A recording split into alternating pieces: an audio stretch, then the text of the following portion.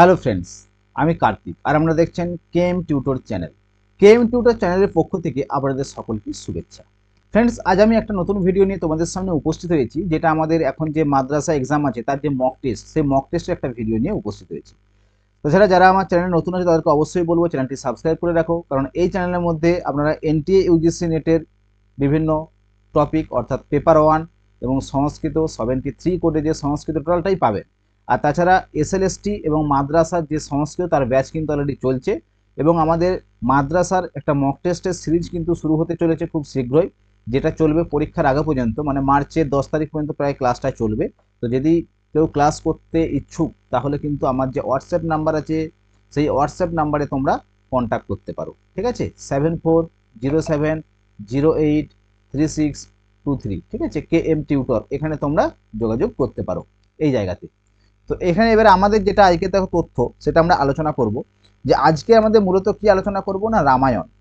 অর্থাৎ রামায়ণ থেকে কি কি টপিকগুলো তোমরা পড়বে, এবং রামায়ণ থেকে কি কি এমসিকিউ বা প্রিভিয়াস ইয়ার কোশ্চেন, কিছু কিছু তথ্য কিন্তু তোমাদের খুব জেনে রাখা দরকার। সেই সব তথ্য নিয়েই কিন্তু আজকে আমরা আলোচনা করব। দেখো, আমরা সরাসরি ভিডিওটা বেশি বড় না করে সরাসরি ক্লাসে চলে যাব আমাদের যে মূল টপিক আজকে। দেখো, আমাদের যে মূল টপিক এখানে দেওয়া আছে, রামায়ণের রচয়িতার নাম কি। অর্থাৎ দেখো, প্রত্যেকটি গ্রন্থ যে থাকে, হ্যাঁ, প্রত্যেকটি গ্রন্থের যে রচয়িতা এবং তার বংশ পরিচয়, তার পিতা মাতা সম্পর্কে সামান্য তথ্য কিন্তু আমাদের জেনে রাখা দরকার, ঠিক আছে? তো সেই হিসেবে আমরা দেখো প্রথমে এখানে দেখে নেব রামায়ণের রচয়িতার নাম কি। দেখো, অপশন আছে ব্যাসদেব, কালিদাস, বাল্মীকি এবং কোনোটি নয়। দেখো, এখান থেকে আমরা বুঝতে পারবো আমাদের সংস্কৃত সাহিত্য দুটো ভাগে বিভক্ত, ঠিক আছে? একটা হচ্ছে বৈদিক বাংলায় বৈদিক সাহিত্য, একটা হচ্ছে লৌকিক সাহিত্য। তো সেই লৌকিক সাহিত্যের যে প্রথম কবি বা লৌকিক সাহিত্যের প্রথম যে কবি সেটা কে না, লৌকিক সাহিত্যের যে প্রথম কবি সেটা আমরা নিশ্চয়ই দেখেছি, এটা হচ্ছে আমাদের কি মহাকবি বাল্মীকি। বাল্মীকি ছিল প্রথম লৌকিক সাহিত্যের প্রথম কবি এবং রামায়ণের রচয়িতা নামে পরিচিত মহাকবি বাল্মীকি। তো দেখো, তারপরে যে কোশ্চেন আছে, বাল্মীকির পিতার নাম কি। বাল্মীকির পিতার নাম, দেখো প্রত্যেকে আমরা জানি যে তার বংশ পরিচয় সম্পর্কে আমাদের জানতে হয়। বাল্মীকি যেহেতু রামায়ণের রচয়িতা, তার পিতার নাম দেখো অপশন দিয়েছে প্রচেতা, হ্যাঁ, প্রদোষ, প্রত্যুষ, প্রসূন। তো এখানে দেখো বাল্মীকির অপর নাম হিসাবে একটা পরিচিত হয়, যে বাল্মীকিকে আর কি নামে ডাকা হয়, বাল্মীকিকে প্রচেতা বলা হয়, হ্যাঁ, প্রাচেতস, সরি, বাল্মীকিকে বলা হয় প্রাচেতস। অর্থাৎ প্রাচেতস যেহেতু বলা হয়, কেন বলা হয় না, তার পিতার নাম অনুসারে কি হচ্ছে, তার পিতার নাম হচ্ছে প্রচেতা, সেই অনুসারে তাকে প্রাচেতস হিসাবেও পরিচিত হয়ে থাকে। ক্লিয়ার? 2 নম্বর কোশ্চেন। 3 নম্বর কোশ্চেন দেখো, বাল্মীকির মাতার নাম কি। 3 নম্বর কোশ্চেন, বাল্মীকির মাতার নাম। বাল্মীকির মাতার নাম হচ্ছে সুকন্যা। বাল্মীকির মাতার যে নাম সে নাম হচ্ছে সুকন্যা। ক্লিয়ার? তাহলে দেখো, রামায়ণের রচয়িতা মহাকবি বাল্মীকি, পিতার নাম প্রচেতা, মাতার নাম সুকন্যা। ক্লিয়ার? এবার দেখো, আমরা সবাই জানি বাল্মীকিকে আদি কবি বলা হয়, ঠিক আছে, আর রামায়ণকে আদি কাব্য বলা হয়। তো সেখানে বাল্মীকিকে আদি কবি যে নাম, সেই নামকরণটা কে করেছে, কে বলেছে যে বাল্মীকি আদি কবি? রবীন্দ্রনাথ ঠাকুর বলেছে, বঙ্কিমচন্দ্র বলেছে, কালিদাস বলেছেন, না বিদ্যাসাগর বলেছেন? তো এক্ষেত্রে যদি আমাকে দেখতে হয় তো কি আসবে না, বঙ্কিমচন্দ্র উক্তি করেছিলেন যে বাল্মীকি হচ্ছে আদি কবি। নামকরণটা কে করেছিলেন না, বঙ্কিমচন্দ্র করেছিলেন। ক্লিয়ার? পরের কোশ্চেন দেখবো, আমরা দেখবো এখানে পরের কোশ্চেন আছে, বাল্মীকি কার নির্দেশে রামায়ণ রচনা করেন। বাল্মীকি কার নির্দেশে রামায়ণ রচনা করেন? ভালো কোশ্চেন। দেখো, রামায়ণ যে রচনা হয়েছিল সেটা কার নির্দেশে হয়েছিল, সেটা বাল্মীকি যে রচনা করেছিল কার নির্দেশে না, বাল্মীকি রামায়ণ রচনা করেছিলেন ব্রহ্মার নির্দেশে। ঠিক আছে, বাল্মীকি রামায়ণ রচনা করেন কার নির্দেশে, বাল্মীকি রামায়ণ রচনা করে ব্রহ্মার নির্দেশে। পরের কোশ্চেন দেখো, 6 নম্বর যে কোশ্চেন আছে তোমাদের, মা নিষাদ প্রতিষ্ঠান তমগম শাশ্বতে সমাহা, উক্ত শ্লোকাংশটির কার মুখ নিঃসৃত। বলছে এই যে শ্লোক, এই শ্লোকটি কার মুখ থেকে এই শ্লোকটি নিঃসৃত হয়। তো আমরা জানি যে লৌকিক সাহিত্যের প্রথম শ্লোক হচ্ছে এটা, ঠিক আছে? তো এর যে উক্তি সেটা কি হবে, মহাকবি বাল্মীকি। লৌকিক সাহিত্যের প্রথম উক্তি হচ্ছে মা নিষাদ প্রতিষ্ঠান তমগম শাশ্বতী সমাহা, বাল্মীকি। পরে কোশ্চেন আমরা দেখে নেবো। দেখো, রামায়ণে কোন রস প্রাধান্য পেয়েছে। রামায়ণে কোন রস প্রাধান্য পেয়েছে? দেখো, রামায়ণের যে কোনো কাব্য, যে কোনো নাটক, যে কোনো রচনার ক্ষেত্রে একটি রস থাকে, সেই রস হচ্ছে কাব্যিক রস, ঠিক আছে? সিঙ্গার, রৌদ্র, বীর, করুণ ইত্যাদি রস যে থাকে, তার মধ্যে রামায়ণ রস হচ্ছে কি, রামায়ণ হচ্ছে করুণ রস প্রধান, রামায়ণের প্রধান রস হচ্ছে করুণ রস, করুণ রস প্রধান হচ্ছে রামায়ণ। দেখো তারপরের কোশ্চেন আমরা সরাসরি চলে যাব, রামায়ণ প্রধানত কোন ছন্দে লেখা? রামায়ণের যে লেখা হয়েছে ছন্দটা কি ছিল? রামায়ণে দেখো গায়ত্রী, অনুষ্টুপ, ত্রিষ্টুপ কোনটি নয়, এখানে উত্তর হবে তোমাদের অনুষ্টুপ ছন্দে রচিত রামায়ণ। রামায়ণ রচিত কোন ছন্দে? রামায়ণ রচিত হচ্ছে অনুষ্টুপ ছন্দে। ঠিক আছে, পরের কোশ্চেন দেখো, রামায়ণের কাণ্ড সংখ্যা কটি? প্রত্যেকটি একটা বিভাগ থাকে প্রত্যেকটি রচনা ক্ষেত্রে, তো এখানে আমরা দেখবো রামায়ণের কাণ্ড সংখ্যা কত না, রামায়ণের কাণ্ড সংখ্যা হচ্ছে 7টি কাণ্ড। 7 কাণ্ড রামায়ণ বলা হয় না, রামায়ণের কাণ্ড সংখ্যা হচ্ছে 7। পরের কোশ্চেন দেখো, রামায়ণের শ্লোক সংখ্যা কত? রামায়ণের শ্লোক সংখ্যা যদি আমরা দেখতে চাই কত আসবে? 24,000। রামায়ণকে চতুর্বিংশতি সহস্রী সংহিতা বলা হয়, 24,000 শ্লোক সংখ্যা রামায়ণের। ক্লিয়ার? তারপরে কোশ্চেন আসবে দেখো, রামায়ণের প্রথম কাণ্ডের নাম কি? রামায়ণের প্রথম 7টা যে কাণ্ড আছে বিভিন্ন নামকরণ করা হয়েছে, রামায়ণের প্রথম কাণ্ড কি আসবে?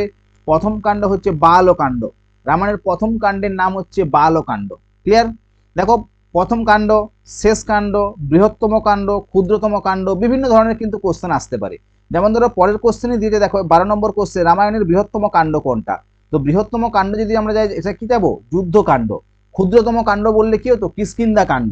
তাহলে প্রত্যেকটি কাণ্ড সম্পর্কে আমাদেরকে অবগত হতে হবে যে তার যে কাণ্ড কি আছে, ঠিক আছে, কতগুলো কাণ্ড আছে, কোনটা বৃহত্তম, কোনটা ক্ষুদ্রতম, ঠিক আছে, কোনটা প্রকীর্ণ, ইত্যাদি ভাবে কিন্তু আমাদের কোশ্চেন হতে পারে। এমনকি ক্রম অনুসারে কাণ্ডগুলোও কিন্তু আমাদেরকে মনে রাখতে হবে। হ্যাঁ, বালকাণ্ড, অযোধ্যাকাণ্ড, অরণ্যকাণ্ড, এভাবে ক্রম অনুসারে কিন্তু মনে রাখতে হবে, এটাও কিন্তু পরীক্ষাতে কোশ্চেন আসে। তো একটু আলোচনা করলি, ভিডিওটা পুরোটা দেখবে। শেষে আমরা ভিডিওটা শেষে আলোচনা করব রামায়ণ থেকে তোমরা কোন কোন টপিকগুলো পড়বে, কোন দিকটা পড়লে তোমাদের রামায়ণ থেকে আর কিছু পড়তে হবে না বা তোমরা কোশ্চেনগুলো করতে পারবে, সেই তথ্যটা কিন্তু শেষের দিকে তোমাকে আমি কোশ্চেনগুলো করে নেওয়ার পরে আমি তোমাদেরকে বলবো অবশ্যই।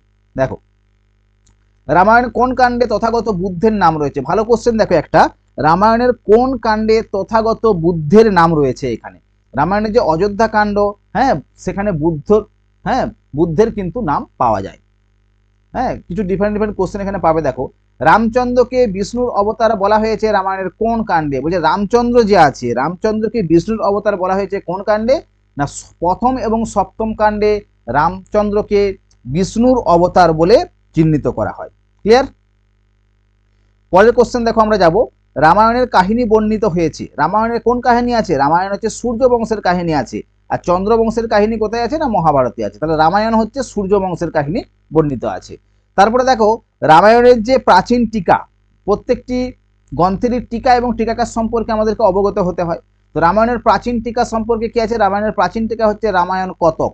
রামায়ণ কতক হচ্ছে রামায়ণের প্রাচীন টিকা হিসাবে পরিচিত। পরে দেখো পরের কোশ্চেন দেবো, রামায়ণের কাহিনী অবলম্বনে ভাস রচিত নাটক। ভাস রচিত দুটো নাটক ছিল, প্রতিমা এবং অভিষেক। তাহলে উত্তর চলে আসবে উভয়। হ্যাঁ, তাহলে দেখো রামায়ণ থেকে কি কি নাটক রচনা হয়েছে, রামায়ণ থেকে কি কি মহাকাব্য নিয়েছে, রামায়ণ থেকে অন্যান্য যে সকল রচনাগুলো হয়েছে সব তথ্য কিন্তু আমাদেরকে জানতে হবে। ক্লিয়ার? পরীক্ষায় কিন্তু কোশ্চেন আসে। রামায়ণের কাহিনী অবলম্বনে ভবভূতি রচিত নাটক, রামায়ণের কাহিনী অবলম্বনে ভবভূতি রচিত নাটক কি আসবে বলতো? মহাবীর চরিত, উত্তরাম চরিত, দুটোই আছে, উভয়।